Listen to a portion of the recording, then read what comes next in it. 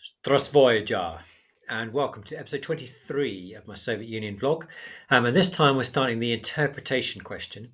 Now, in the EdXL A-level Soviet Union paper, the interpretation question is a compulsory question where you'll be given two historians' interpretations for why an event happened. And in this topic is why did the Soviet Union fall apart in 1991? Broadly speaking, they offer four kind of meta interpretations, I suppose. Economic weakness, the failure to reform, the role of Gorbachev and Yeltsin, and the rise of nationalism. However, you do need to respond to the extract itself and what that historian is saying in that paragraph-sized interpretation, and weigh that against what the other historian is saying, and decide which of them you think has the better argument in that paragraph. It is fair to say that those paragraphs are likely to come out of those four themes of the economy, reform, the role of individuals, and the rise of nationalism, but they may be a bit of a mixture of them. In this episode, we're going to think about the economy largely, but of course that crosses over with reform and with Gorbachev. In the next episode, we'll look at Gorbachev a little bit more and Yeltsin alongside him. So clearly, there were long-term economic problems that the Soviet Union had, and you can pick up on those from previous topics. Just a few facts to point towards that. There was a declining economic performance that the Soviet Union just couldn't compete with the West. In fact, after the Second World War, the Soviet Union's economy had been expanding better than any other major international economy, but by the late 70s, early 80s, it was in almost terminal decline. The annual growth rate for industrial output had been 5.25% in 1967, but was down to 2% in 1980. And the GDP of the Soviet Union in 1989, at the end of the 80s, was $2.2 trillion compared to the USA's $5.2 trillion. And the Soviet population was actually bigger, 291 million, than the Americans' 251 million. So they'd been well overtaken and were a long way behind the American economy. There's also a widening technological gap. And my favourite stat for that is that in the early 80s, there were 50,000 PCs in the Soviet Union compared to 30 million PCs in the USA. And those ones in the Soviet Union weren't very good ones either, partly because of this need to control the population rather than allowing innovation and better communication skills. Although, obviously, remember, this is way before the internet. This led to quite a demoralised population, and we'll talk about alcoholism in a little while. Also, their confrontational and counterproductive foreign policy had an economic impact. The war in Afghanistan, which started in 1979 and truckles through the 1980s. And for most of the Cold War, the Soviet Union's defence spending had grown between 4 and 7%. And that meant by the mid-1980s that the Soviet Union's military budget was 25% of the Soviets' GDP and 40% of their state budget. So it's an enormous economic drag, like an anchor in the water on the Soviet ship of state. US military spending, in contrast, was only 7% of their GDP in the 1980s. And they were using their money to try and, buy friends, maintain friends, subjugate, tyrannize other populations, or perhaps be friendly and communist to the world, depending on your ideological viewpoint. But every year, the Warsaw Pact countries were getting subsidies of about $3 billion in cheap oil from the Soviet Union. So again, that's something that they couldn't really afford to pay out, but were doing so as part of their Cold War obligations, I suppose. The impact of this meant there was a low standard of living in the Soviet Union and an erosion, because of the way the state was run, of the legitimacy of the Soviet regime. In 1970, the average worker earned 165 rubles per month, whereas members of the Communist Party could earn up to 900 rubles per month. Common people lived in about 13.4 square meters. Thousands of people were homeless.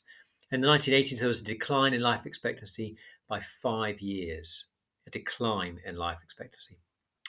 There were 19 million members of the nomenklatura in the Soviet Union out of a population of 291 million. These 19 members had access to special privileges, Western goods, private medical centres, luxury vacations. So this whole idea of communism being everyone in it together had been eroded over time. This idea of in the future it would be better for everyone had been shown to be quite false and Well, a bit of a lie, really, I suppose. Added to which, there was a growing awareness through the 1980s of Western prosperity, Western fashion, cinema, music, were all kind of leaking in through television and radio and visits from other people. So, of course, Gorbachev decides to take on the economic problems and tries to reform them.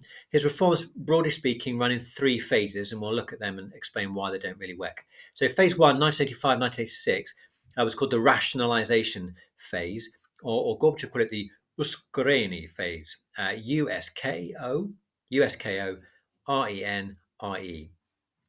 which means acceleration. These were his initial economic reforms where he was trying to stimulate economic modernization through trying to encourage higher rates of growth and production. And the first way he does that is to try and increase production by running an anti alcohol campaign. I think we've mentioned this before, but by the mid 1980s, alcohol was taking up 15% of all household spending. And alcoholism was a massive problem in the Soviet Union. And the age of consumption was therefore raised to 21. The number of retail outlets allowed to sell alcohol was heavily reduced. The impact of this was the cost of vodka tripled, whatever it is, in shops. And that did have a temporary impact on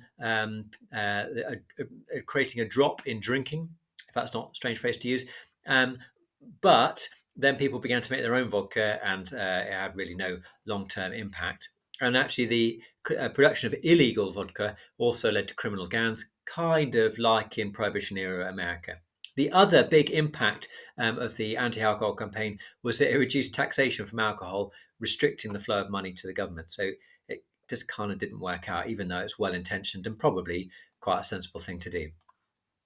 Second thing that Gorbachev tries in this phase is through his 12th five-year plan between 1986 and 1990. And the Soviet Union had been quite notorious for using old and unreliable equipment, slow to bring in new and foreign technology. And so the 12th five-year plan focuses on increasing investment.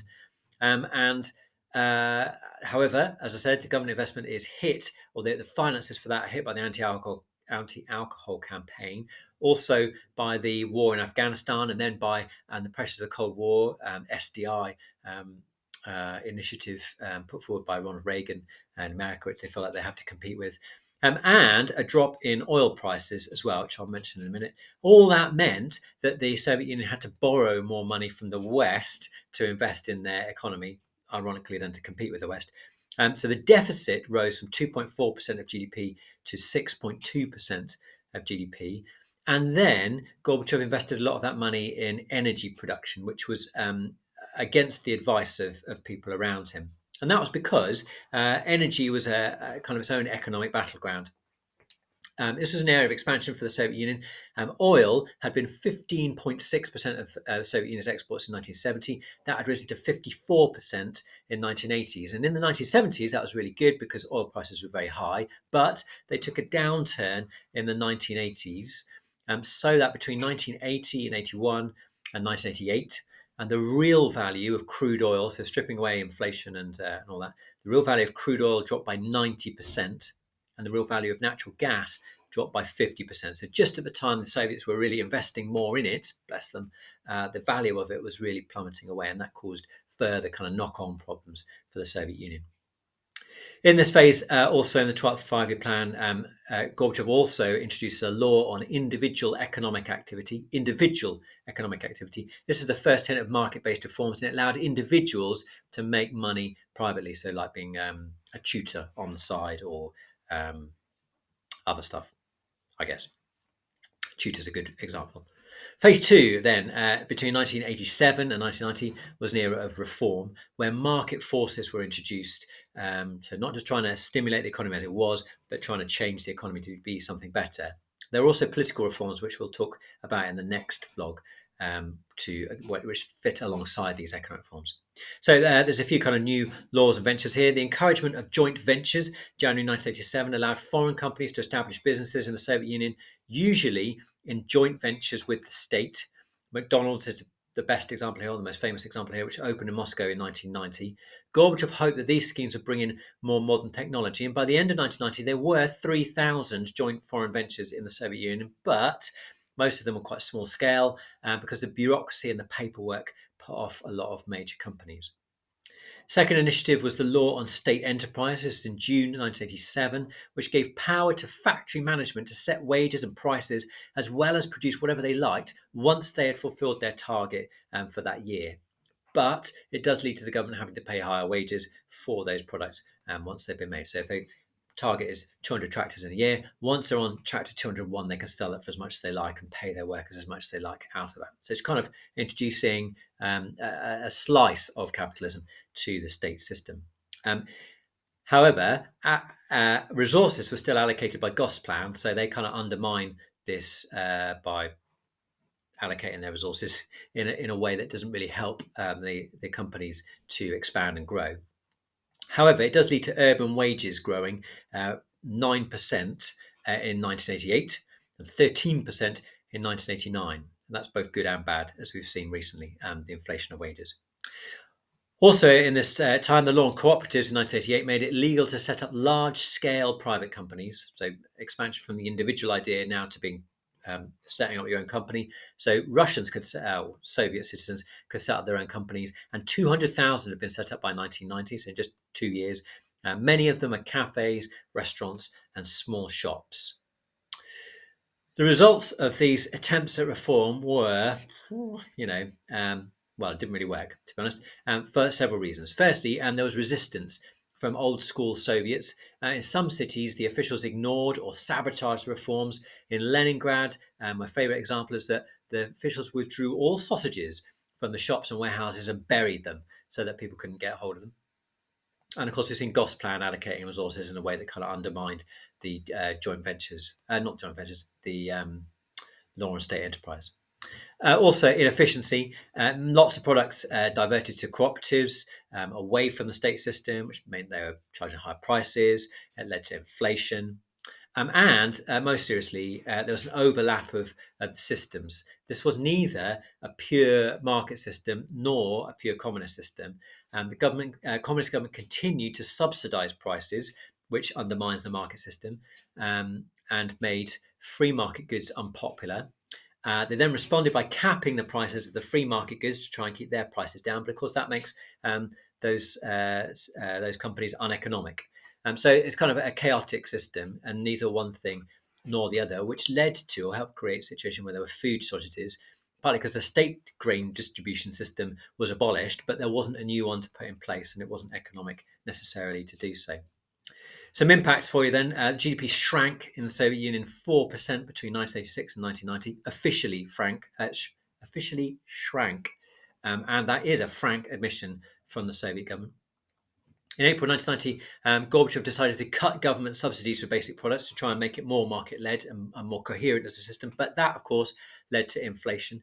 And Gorbachev's approval rating fell from 52% in December 1989 to 21% in November 1990. There was also a spate of strikes. 280 enterprises were affected in 1990. 1,755 were affected in 1991. A good example is the miners in the Don Basin striking over food shortages and unpaid wages. Food production, the growth rate of food production rose from 1% to 2%, which was good, but 20% of food was still being imported into the Soviet Union. And that uncertain supply of food led to hoarding by people and then to rationing, so that meat was being rationed in 26 out of 55 regions in Russia by 1988. So there's kind of an accelerating dysfunctionality of the system. All this means that by 1990, phase 3, 1990 to 91, Gorbachev's reforms are now hitting the transformation. He can either go back or go forward, and he chooses to push on. So some aspects of the communist system are abandoned here, the command economy, single party rule, and the party loses control really of the whole system, and this is why it just doesn't work overall. In July 1989, the State Commission on Economic Reform issued a report concluding that a more radical solution was needed, and this starts it splitting the Politburo, but this starts the process. Gorbachev says yes, prepared to introduce full market reforms. He and Yeltsin commissioned the 500-day program by economists Stanislav Shatalin and Grigory Yavlinsky. I wouldn't worry about it. 500-day program, just call it that. Proposing widespread privatisation and complete marketisation within 2 years. Gorbachev initially backed the 500-day program, but then was put under pressure by hardliners and caved into it. The Russian parliament did accept it, as opposed to the Soviet parliament or the Supreme Soviet. So chaos there, really. In January 1991, the Supreme Soviet introduced private property. You could own stuff for the first time since the 1920s. And in April 1991, a law allowed trade in stocks and shares. And these both illustrate the undermining of the Soviet system. Soviet output in this time declined by 20% between 1990 and 1991. So that by the summer of 1991, the Soviet government was effectively bankrupt. So the economic situation was bad, but the big debate here really is whether Gorbachev's reforms make it worse, or whether Gorbachev couldn't do anything about it. And I would say you either want to say, look at how bad the situation was. Poor old Gorbachev, whatever he did, could not have rescued that situation. In which case, the fragility of the economic situation has been is the cause of the decline of the Soviet Union. Or you want to say, things were bad, but look how Gorbachev makes things a lot worse by these reforms, by these slightly confused reforms. And so you blame Gorbachev and say that with gentle reforms and more astuteness, perhaps more cohesion within the Communist Party as well, that the things could have been rescued. And that tends to be the debate. Because it's an interpretation, be aware that sensible and well-informed historians have thought things through from both of those perspectives and can put forward good arguments. So don't worry about being right. Just have your evidence lined up on both sides to say, look how bad it was. Here's the evidence that was bad. And here, look how Gorbachev's reforms just don't work and have the impact that he wants. Next time, we'll think a little bit about Gorbachev's political reforms and how they maybe make things worse, and also about how Yeltsin was stirring things up and made things more difficult for Gorbachev as well. I hope that was useful, and see you next time. Cheers. Bye-bye.